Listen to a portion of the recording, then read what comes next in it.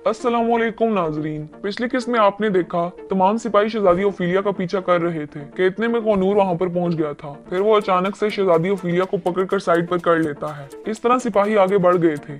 इस किस्त के आगाज में ओलफ अपना भेष बदल कर कुछ सिपाहियों के साथ यनी शहर में पहुंच जाता है। एक सिपाही आयशा खातून से कहता है उस्मान साहब से मिलने कुस्तुनतुनिया से एलची आए हैं। तो आयशा खातून कहती है उस्मान साहब तो मौजूद नहीं, मलन खातून से इन्हें मिलवा देते हैं। ये कहकर वो आगे बढ़ने लगती हैं। घोड़ा गाड़ी गुजरने के साथ ही ओलफ की जगह कोई और शख्स आ जाता है और ओलफ चुपके से फरीक के पास पहुंच जाता है। फिर ओलफ और फरीक एक कमरे में दाखिल हो जाते हैं और फरीक दरवाजा बंद कर देती है। दूसरी तरफ एक शख्स मलन खातून को खत देते हुए कहता है हमें शहंशाह ने उस्मान साहब तक ये खत पहुंचाने के लिए भेजा है। फिर मलन खातून वो खत ले लेती है और कहती है उस्मान साहब के आने पर ये अमानत मैं उनके हवाले कर दूंगी। फिर शहंशाह के सिपाही वहाँ से वापस चले जाते हैं और मलन खातून आयशा खातून से कहती है जब उस्मान साहब अलाउद्दीन को सही सलामत ले आएंगे फिर उनको शहंशाह के मसले का भी इल्म हो जाएगा। इसके बाद जंगल का मंजर दिखाया जाता है। यहाँ पर अलाउद्दीन को जख्मी हालत में दख्त के साथ बांधा होता है। बाला और उस्मान चुपके से अलाउद्दीन को देख रहे होते हैं। फिर अलाउद्दीन के पास खड़े सिपाहियों को बाला और उस्मान तीर मारते हैं।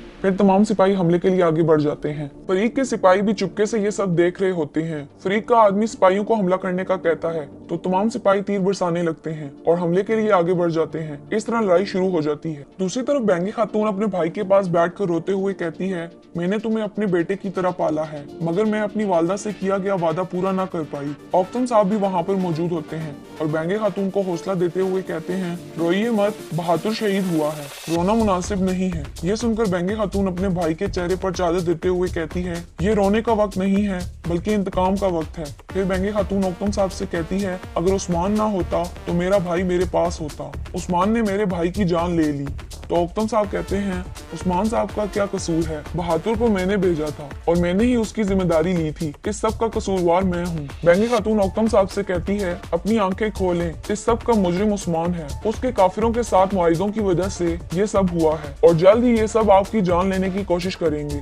तो औफ्तन साहब कहते हैं मुझे अपनी जान का कोई खौफ नहीं। बैंगी खातून गुस्से में कहती है वो हमारे खिलाफ चालें चल रहे हैं। फिर औफ्तन साहब कहते हैं ऐसी बातें करने का क्या ये मौका है। ये सुनकर बैंगी खातून कहती है मैं अपने भाई को मट्टी के हवाले कर रही हूँ मगर आपको नहीं करूंगी। इतने में अलजिजिक कमरे में दाखिल होती है और कहती है चले मामू का आखिरी फर्ज अदा करते हैं। फिर औफ्तन साहब अपने सिपाहियों को पुकार कर कहते हैं ले चलो मेरे बेटे को। फिर सिपाही बहादुर का जनाजा उठाकर आगे बढ़ जाते हैं और बैंगी खातून ये सब देखकर अपने भाई का इंतकाम लेने के बारे में सोच रही होती है। इसके बाद यानी शहर का मंजर दिखाया जाता है। ओलफ और फरीक एक कमरे में मौजूद होते हैं। ओलफ कहता है तुम्हारी लड़कियों ने अच्छा काम किया। फिर फरीक एक नक्शे की तरफ इशारा करते हुए कहती है लियो भी कुछ कम नहीं है, जिंदान का नक्शा वही लाया था। फिर वो नक्शे की एक जगह पर हाथ रखते हुए कहती है दान को यहाँ रखा गया है। ओलफ कहता है यहाँ अच्छे खासे सिपाही मौजूद होंगे तो फिर पूरे शहर को आग लगा देंगे। फरीक गुनगुनाते हुए एक मशल को आग लगाती है। उसके धुएं की वजह से दोनों खांसने लगते हैं और फिर वो जल्दी से उसमें पानी डालकर उसे बुझा देती है।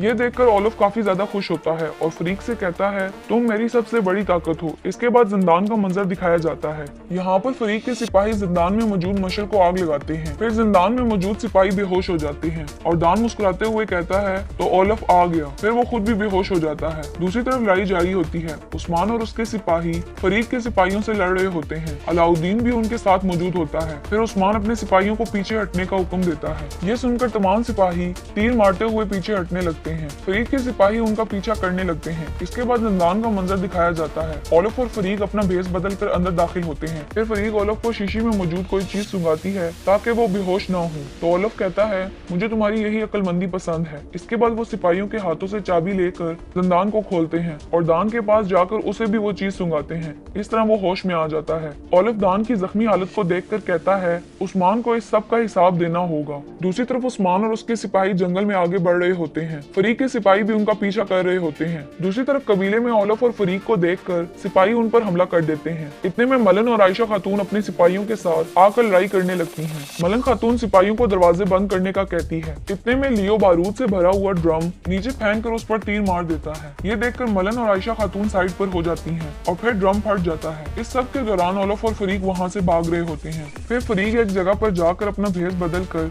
बच्ची को उठा लेती है। इतने में मलन खातून वहाँ पर आती है और उसे अंदर जाने का कह कर आगे बढ़ जाती है। ये सब देखकर फरीक मुस्कुराने लगती है। इधर दान और ओलफ घोड़े पर सवार होकर भाग जाते हैं। ये देखकर आयशा खातून सिपाहियों से कहती है उनका पीछा करो। सिपाही आगे बढ़ जाते हैं और लियो भागकर एक कमरे में चला जाता है। दूसरी जानिब उस्मान उस्मान और बाला अपने बेटे अलाउद्दीन को लेकर एक जगह पर बैठ जाते हैं। फिर उस्मान अलाउद्दीन को पानी पिलाता है। उस्मान कहता है, अलाउद्दीन मेरे बेटे, तुमने तहरीर के जरिए हमें बचा लिया। इतने में फरीक के सिपाहियों की आवाजें आने लगती हैं।